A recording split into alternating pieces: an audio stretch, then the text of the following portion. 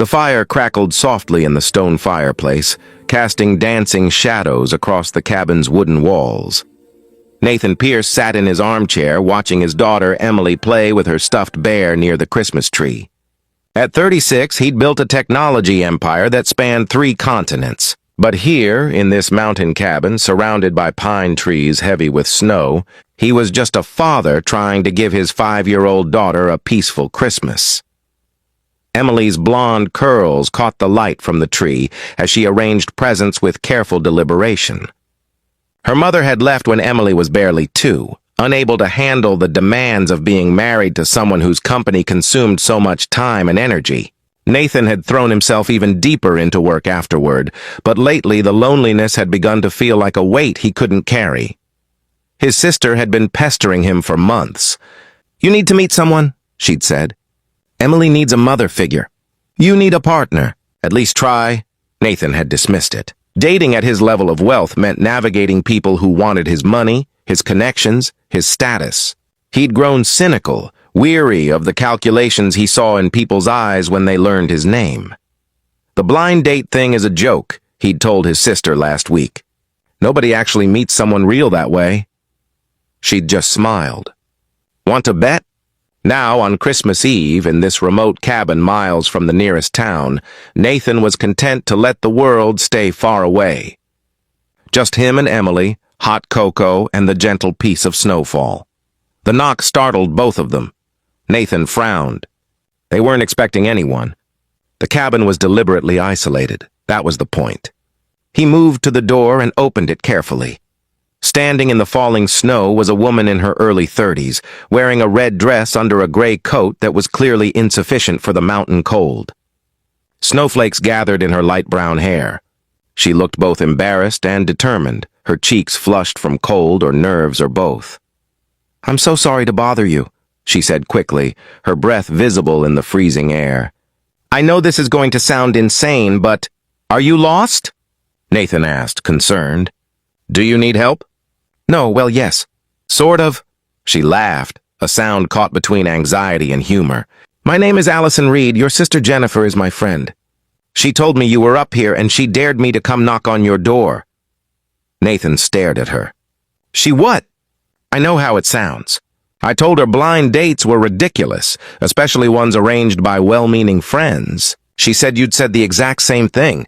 So she dared me, actually bet me $50, that I wouldn't drive up here and introduce myself." Allison shivered. "In my defense, I didn't think it through very well. I'm not exactly dressed for a mountain winter." Despite himself, Nathan felt a smile tugging at his lips. "You drove all the way up here on a dare?" "To prove a point about how absurd blind dates are," Allison said, now clearly freezing. "Which I'm realizing now may have backfired, because this is definitely the most absurd thing I've ever done." Emily appeared at Nathan's side, peering up at the shivering woman with curious eyes. "Daddy, she's cold." The simple observation broke through Nathan's surprise. "Come inside before you freeze. We can figure out the rest once you're warm." Allison stepped gratefully into the cabin's warmth. As Nathan closed the door behind her, she took in the cozy scene, the fireplace, the tree, the little girl watching her with interest. "I really am sorry," Allison said. "Jennifer swore you'd find this funny. I'm starting to suspect she set both of us up." Nathan brought her a blanket and gestured to a chair near the fire. "That sounds exactly like something my sister would do. She's been trying to get me to date for years."